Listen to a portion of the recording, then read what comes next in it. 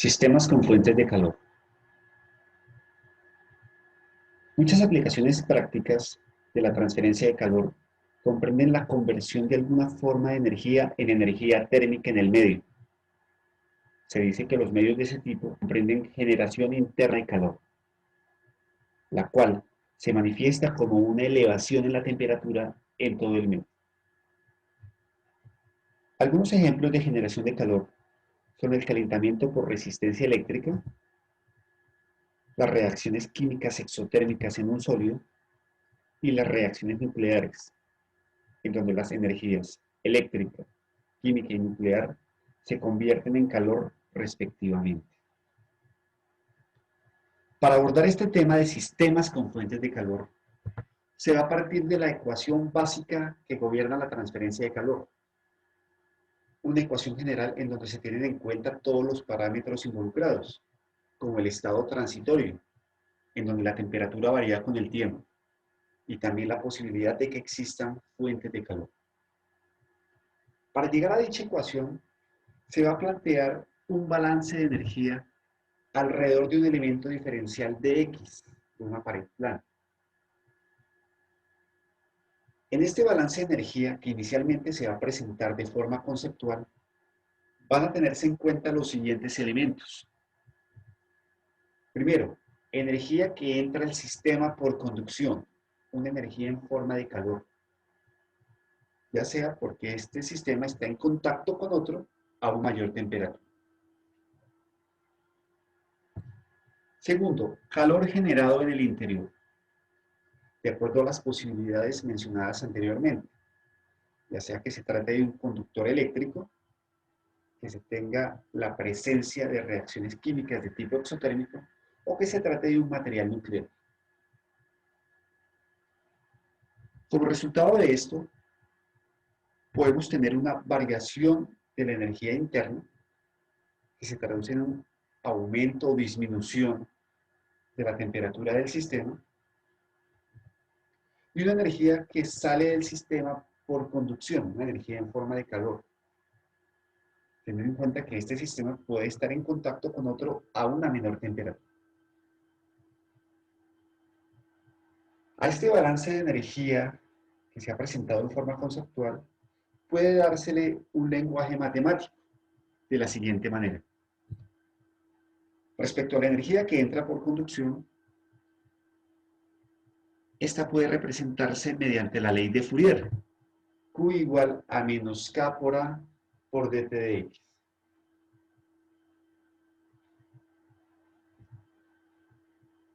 El calor generado en el interior se va a denotar con la letra Q punto. Q punto nos representa la energía generada por unidad de volumen y por unidad de tiempo, que en el Sistema Internacional de Unidades se tendrán watts por metro cúbico. Este calor generado se multiplica por un elemento de volumen, A por dx, para tener unidades de watts, unidades consistentes con cada uno de los elementos que hacen parte del balance de energía. La variación de la energía interna puede representarse por medio de la primera ley de la termodinámica. Densidad por calor específico por volumen, A por dx, por la variación de la temperatura en el tiempo, en donde la densidad ρ tendrá unidades de kilogramos por metro cúbico y el calor específico joules sobre kilogramo por Kelvin en el sistema internacional. Y por último, la energía que sale por conducción se representa nuevamente por la ley de Fourier, Q igual a menos K por A por dt de X, en X más dx, al otro lado del sistema. Este último término puede representarse aplicando la regla de la cadena, factorizando el área de esta manera.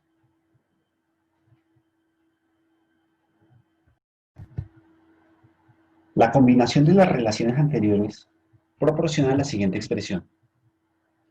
En esta se pueden simplificar algunas cosas, como por ejemplo el área y el dx, simplificando la ecuación. Esta ecuación se puede simplificar aún más teniendo en cuenta que la conductividad térmica puede asumirse como una constante y puede salir de este diferencial. Aparece entonces un nuevo parámetro que es la difusividad térmica, alfa, que es la combinación de tres propiedades físicas. Una propiedad de transporte, como lo es la conductividad térmica, y dos propiedades termodinámicas, como lo son la densidad y el calor específico.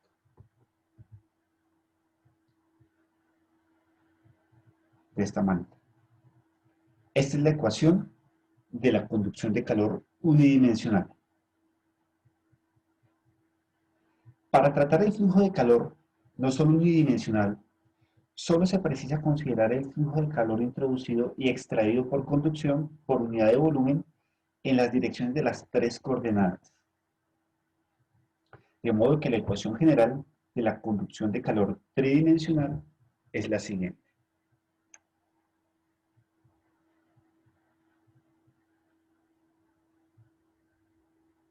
Estas ecuaciones pueden transformarse a coordenadas cilíndricas o esféricas mediante técnicas normales de cálculo. Los resultados son los siguientes. Para el caso de las coordenadas cilíndricas, se tienen en cuenta las dimensiones radial, axial y azimutal para tener un flujo multidimensional de calor. Y para el caso de las coordenadas esféricas, se tendría esta ecuación.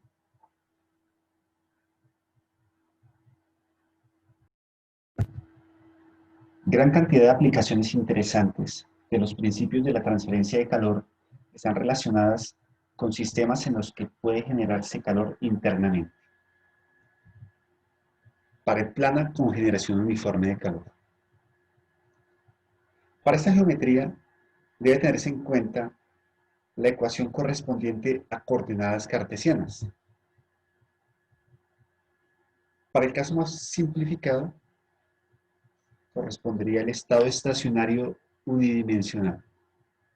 En esta ecuación, la variación de la temperatura con el tiempo sería igual a cero. Considérese la pared plana con fuentes de calor. El espesor de la pared delta X corresponde a 2L y se supone que las dimensiones en las otras direcciones son suficientemente grandes como para que el flujo de calor pueda considerarse unidimensional. El calor generado por unidad de volumen es Q punto y se supone que la conductividad térmica no varía con la temperatura.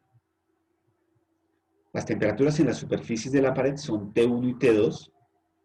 T sub 0 corresponde a la temperatura del plano central de la pared.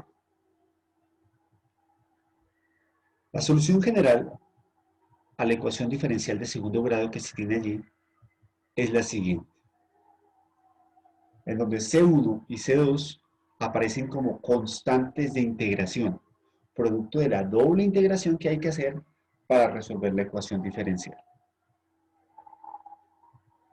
En esta ecuación C2 va a corresponder a T sub 0, la temperatura en el plano central, mientras que C1 tendrá un valor de 0 siempre y cuando las dos temperaturas de pared T1 y T2 sean iguales, es decir, que se tenga una única temperatura de superficie. Reemplazando estos valores de C1 y C2 en la ecuación solución, se tendrá esta ecuación que nos permite relacionar la temperatura del centro con la temperatura de la superficie.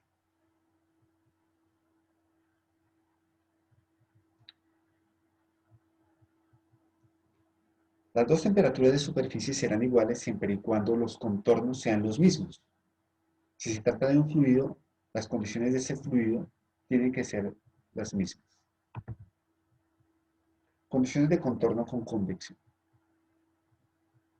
Cuando se tiene un fluido presente en contacto con las superficies izquierda y derecha, pueden plantearse unas condiciones de frontera, tanto en la superficie izquierda como en la superficie derecha. En la superficie izquierda, cuando X toma el valor de menos L, La conducción entre el centro y la superficie izquierda se puede igualar a la convección entre la superficie izquierda y el fluido. De esta manera, la conducción se toma positiva teniendo en cuenta que se está asumiendo una posición negativa, x igual a menos L. Lo mismo sucede para la superficie derecha. Cuando x toma el valor de L positivo, la conducción entre el centro de la placa y la superficie derecha puede igualarse a la convección entre la superficie derecha y el fluido del lado derecho, de esta manera.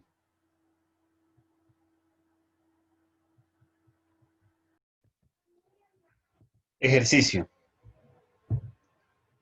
En una placa de acero inoxidable, cuya conductividad térmica es 20 watts sobre metros grados Celsius, se genera calor de manera uniforme. El espesor de la placa es 1 centímetro y la generación de calor es 500 megawatts por metro cúbico. Si las dos caras de la placa se mantienen a 100 y 200 grados Celsius respectivamente, calcule la temperatura en el centro de la placa. En este problema se puede apreciar que las temperaturas de las superficies son distintas. Por lo tanto, T1 y T2 serán diferentes temperaturas. No habrá una única temperatura de superficie. Por esto, entonces, debe partirse de la ecuación general, la solución de la ecuación diferencial.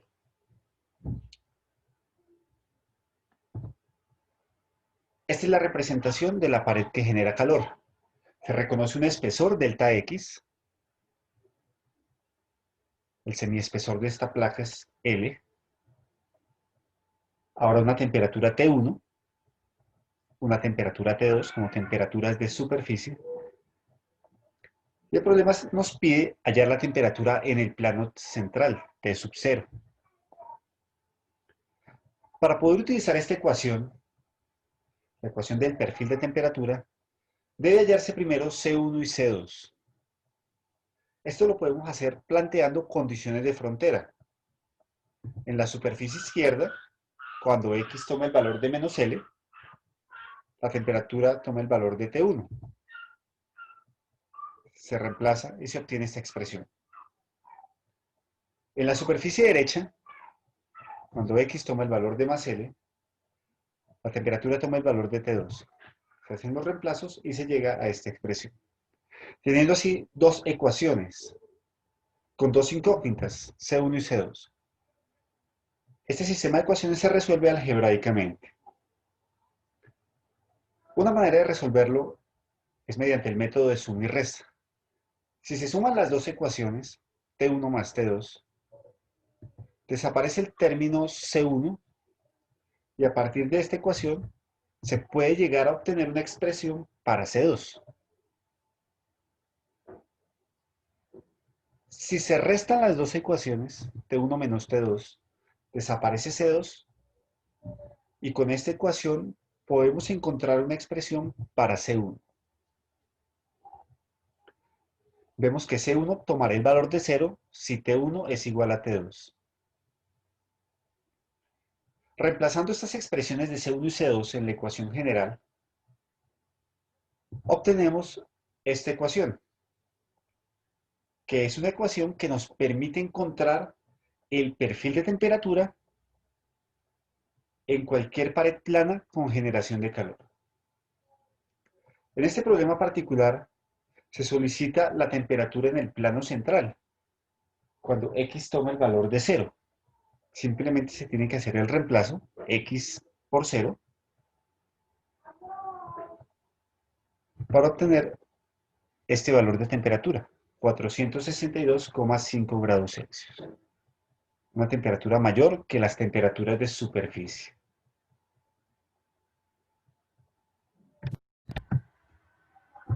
Cilindro con generación uniforme de calor. La mayor aplicación de los cilindros con generación de calor se encuentra en los cables eléctricos. Si el cilindro es lo suficientemente largo como para que pueda considerarse la temperatura función del radio únicamente, se puede obtener la ecuación diferencial apropiada despreciando los términos axial, azimutal y temporal de la ecuación en coordenadas cilíndricas, que corresponde al caso más sencillo, el estado estacionario unidimensional.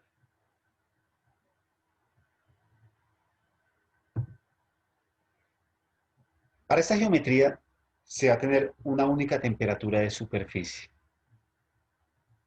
Y vamos a identificar T sub 0 como la temperatura del eje central. Se asume que la generación de calor se da en el centro del cilindro. La solución a esa ecuación diferencial es la que vemos allí, en donde aparece C1 y C2 como constantes de integración, producto de la doble integración que hay que hacer en el momento de resolver la ecuación diferencial de segundo grado. Como en el caso de la pared plana, C2 es la temperatura en el plano central.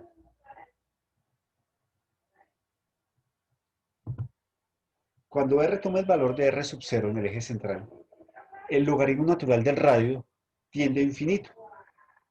Eso corresponde a una indeterminación matemática. Y para eliminarla, se asume que C1 toma un valor de 0. Para que esa indeterminación multiplicada por 0 se elimine. De esta manera, puede relacionarse la temperatura del centro con la temperatura de superficie de esta manera. Siendo Q punto el calor generado en el cilindro y R sub 0 el radio total del cilindro. De la misma manera, podemos encontrar una esfera con generación uniforme de calor, en donde la temperatura de superficie va a ser única. Haciendo un análisis similar, puede encontrarse que a partir de la ecuación que corresponde al estado estacionario unidimensional, se puede relacionar la temperatura del centro con la temperatura de superficie de esta manera. Ejercicio. Un cable de 30 centímetros de largo, de acero inoxidable y 3,2 milímetros de diámetro, se somete a un voltaje de 10 volts. La temperatura de la superficie externa del cable se mantiene a 93 grados Celsius. Calcule la temperatura del centro del cable. Tómese la resistividad del cable como 70 microohms por centímetro y la conductividad térmica como 22,5 watts sobre metros grados Celsius. Este problema nos presenta una de las aplicaciones más importantes de un cilindro con generación de calor, un cable eléctrico, un conductor eléctrico. Como producto de esa diferencia de potencial a la cual es sometido, se produce una generación de calor. Se parte entonces de la ecuación para un cilindro que genera calor, en donde se relaciona la temperatura del eje central con la temperatura de superficie. Para esta ecuación solamente falta hallar el calor generado. Para hallarlo, se procede primero a encontrar la resistencia eléctrica del material. La resistencia eléctrica es igual a la resistividad por la longitud sobre el área. El área considerada es el área normal al flujo eléctrico, es decir, el área del círculo, pi r cuadrado. Reemplazando los valores correspondientes, se halla que la resistencia eléctrica es igual a 0,0261 ohms. Con este valor de resistencia y el voltaje puede hallarse la potencia eléctrica. Potencia es igual al voltaje al cuadrado sobre resistencia. Reemplazando, obtenemos una potencia eléctrica de 3.829,75 watts. Una potencia que la podemos igualar al calor transferido. Y con ese calor transferido y el volumen del sistema, puede hallarse el calor generado. El volumen se toma como el volumen del cilindro, pi r cuadrado por L.